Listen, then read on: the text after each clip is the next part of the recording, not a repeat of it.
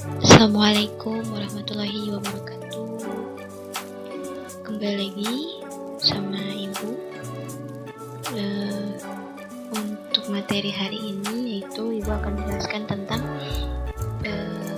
produk pastry bakery dengan judulnya kue dari adonan beragi.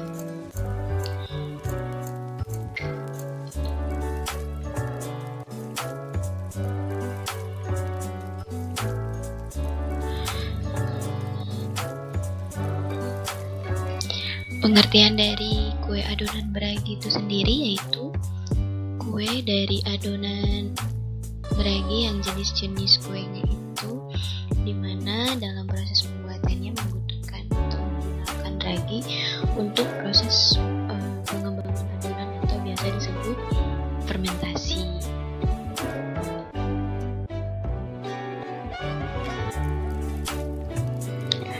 Bentuk-bentuk ragi itu ada banyak ya. Nah, salah satunya diantaranya ada ragi cair atau liquid yeast. Pengertiannya yaitu produk ini digunakan oleh bakery skala industri biasanya. Dan dengan proses otomatis dan membutuhkan peralatan tambahan khusus untuk menyimpannya. Dibutuhkan suhu 4 derajat Celcius sampai 6 derajat Celcius dengan umur simpannya hanya. Berikutnya ada ragi basah atau compressed presis. Es krim yang dikeringkan dan dipadatkan sehingga dia mengandung 28 sampai 35% materi kering. Bentuknya seperti blok-blok persegi dan dia harus disimpan pada suhu 2 sampai 6 derajat Celcius dengan umur kadaluarsanya hanya 2 sampai 3 minggu saja. Produk ini mengandung 70% air, oleh karena itu dia harus disimpan pada temperatur yang rendah dan merata untuk mencegah hilangnya daya pembentukan esnya. Makin dekat temperatur penyimpanannya dengan 0 derajat Celcius, maka makin lama ragi itu bisa disimpan tanpa mengalami perubahan.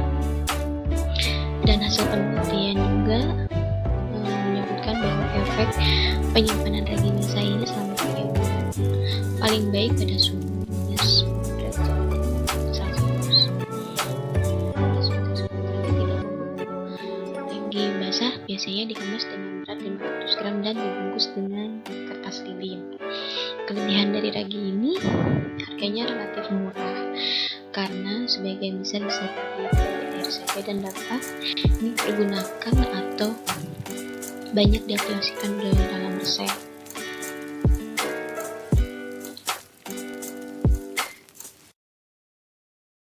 Kemudian yang ketiga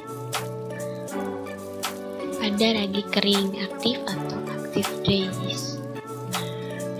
Ragi ini terbuat dari es krim yang dipanaskan dan dikeringkan sehingga dipadatkan sampai 92 atau 93% bahan kering. Jadi ragi ini itu berbentuk butiran kering atau granula full.